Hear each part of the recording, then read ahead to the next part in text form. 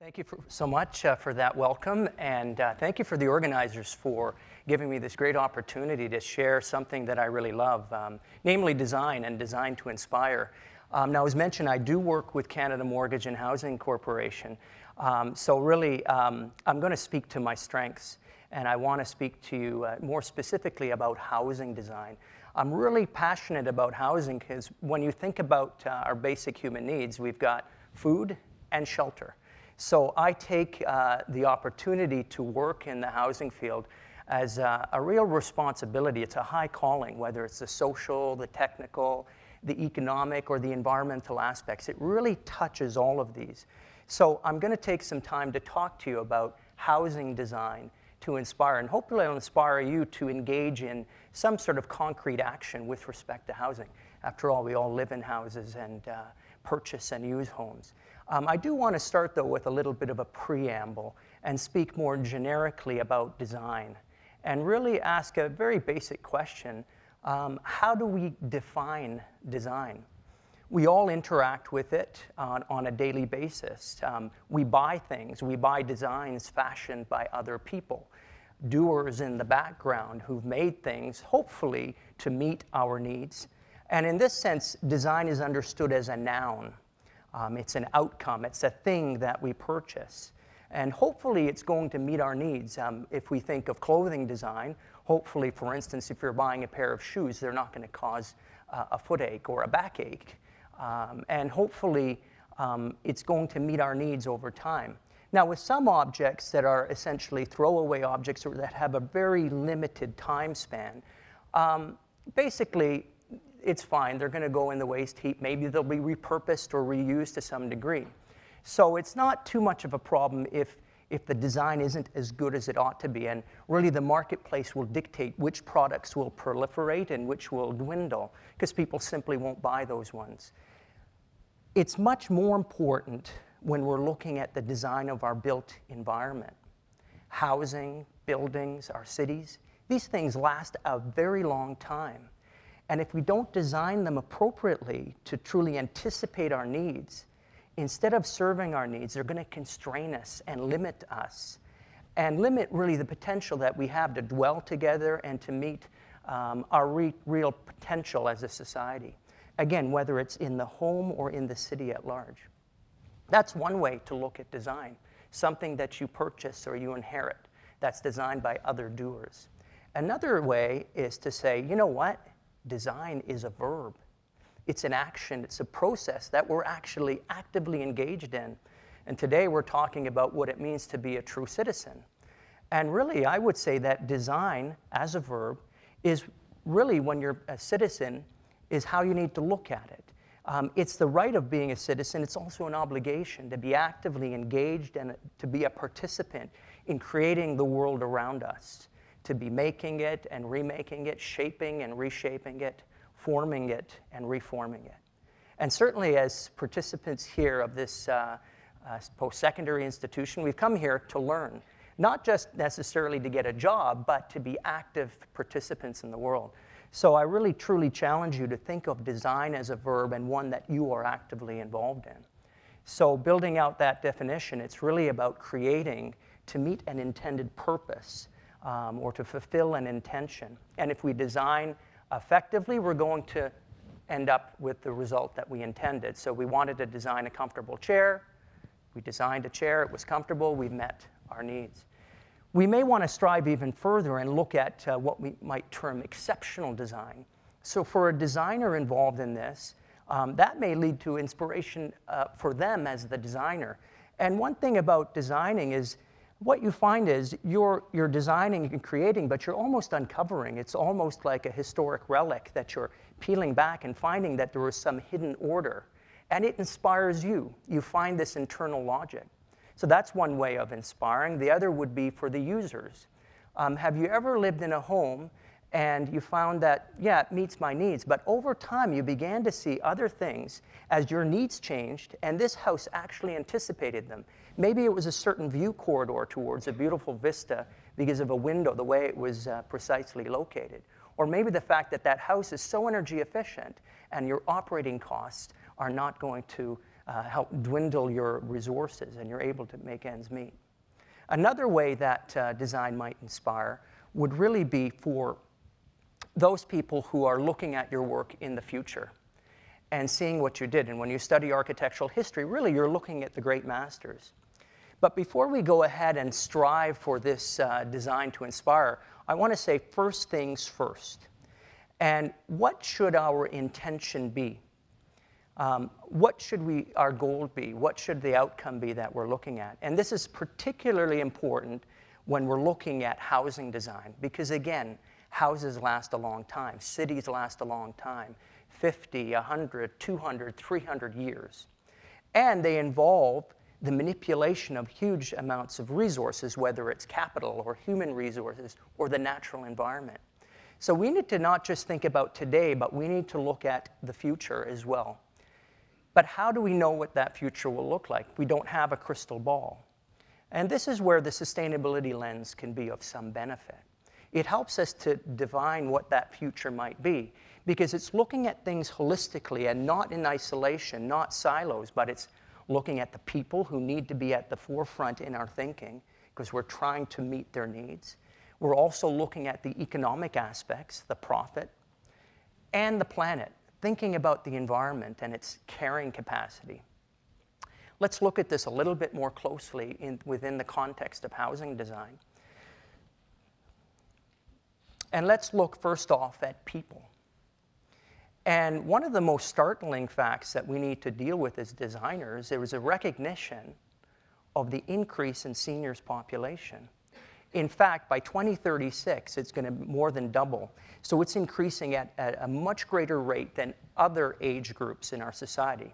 What's that going to mean? I could have shown you images of maybe recreation communities and seniors on bikes enjoying parks, and those would be equally valid. But what I have shown you here is something that's maybe a bit more realistic. With being a senior, there's also some loss of mobility and the need for technological assists, things that people will design that will help seniors live with dignity and stay in their homes. So whether it's a cane or a pair of reading glasses or other technologies not yet even invented, we need to think about those. And all told, we need to think about housing that's much more accessible. Let's now look at the profit side, or the economics. And the fact that the average house price in Canada has more than doubled in the last 12 years. And in certain centers like Toronto and Vancouver, it's spiked even more incredibly. So it's a huge challenge. How can households that are just forming ever hope to rent or buy a home? So we need to get creative about how we develop our housing. Yes, we want our houses to increase in value because that builds wealth. But on the other hand, how do you do it in a way that it still allows new people to enter into the market? So that speaks to the need for affordable housing.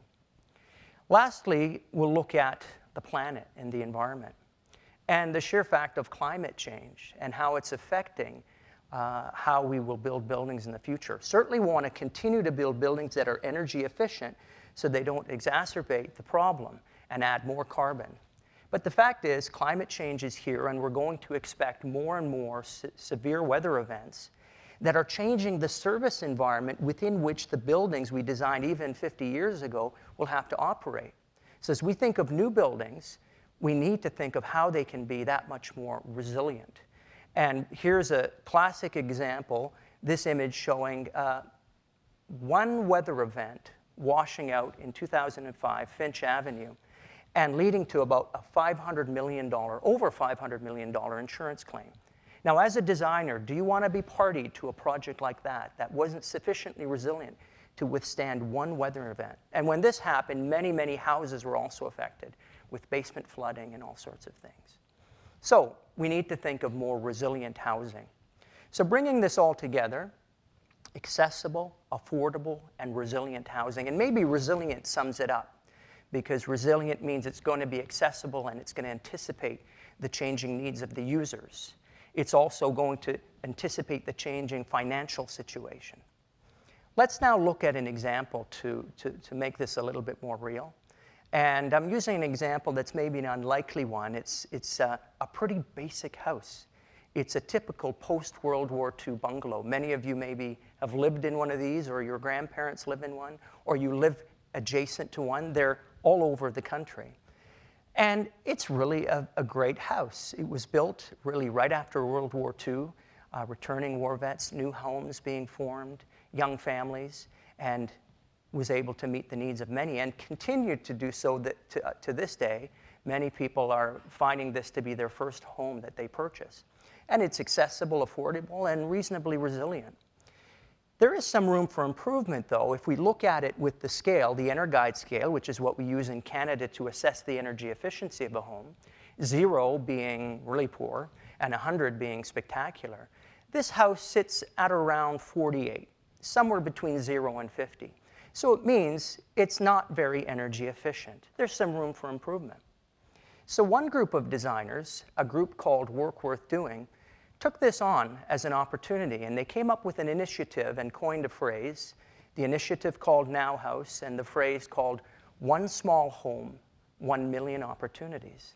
And they thought, if we can address this little problem and encourage and enable other people, we could sweep the country and make a difference.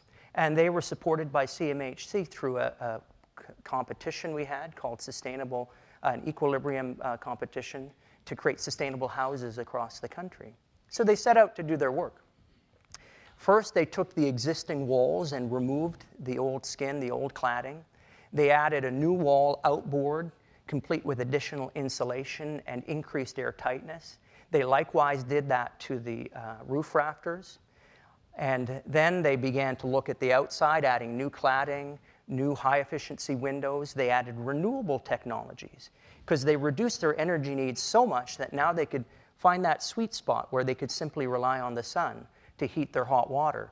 Or in the case of Ontario, where we have a feed-in tariff program, they were able to add PVs to the roof and turn that roof into a revenue generator, selling electricity to the grid. They also looked inside the house and made sure that all of the materials they use were low tox, not adding toxicity or odors or pollutants to the space to make it as healthy as possible. And with all of this effort, they did something incredible. They moved that house on the scale from 48 to 94. That's an incredible feat when you consider January of this year, the building code dictated that all new homes would be built at 80. And this thing has already far surpassed it, showing us what we can do. Now, building on this, they decided to go out to Windsor and work with the social housing provider who had a number of these houses under their care. And they took 5 such houses and they began to do the very same thing, each one migrating from a very low rating to a higher rating. And you can see the numbers there. And collectively, they went from about 38 on average to about 78. So these houses are that much more affordable and resilient and truly are meeting the needs for this future generation. And they're truly addressing these fundamental needs, as mentioned, accessible housing, affordable housing, and resilient housing. Now, you might say that, well, you know, housing, it's a great topic, and it's certainly something that's for all those doers, and there are people here at Seneca who are involved in the construction side, and that's for those folks. But I want to encourage you all to consider how you might be involved in this, because housing truly touches everyone. We're all going to buy a house at some point. We may be living in a home right now that we own. We may be also helping to maintain a home that our parents live in. Or we may be young people living in our parents' home. We're all involved in this. But think of also the very long supply chain for housing, the manufacturers of products and materials, certainly the designers and constructors. How about all those at the other end of the chain who sell these houses? The appraisers, the lenders, the realtors, the home inspectors. There's so many people that could be touched by this. So I want to encourage you to consider what your role might be with respect to housing. And also consider that design is not just a noun. It's not something you buy off the shelf. Design is truly a verb that, as citizens, you ought to be engaged in. So I want to encourage you to think of how you might design to inspire, whether it's housing or any other thing that you touch and that you affect through positive and concrete actions. So with that, I just want to encourage you to go ahead and design to inspire. Thank you very much.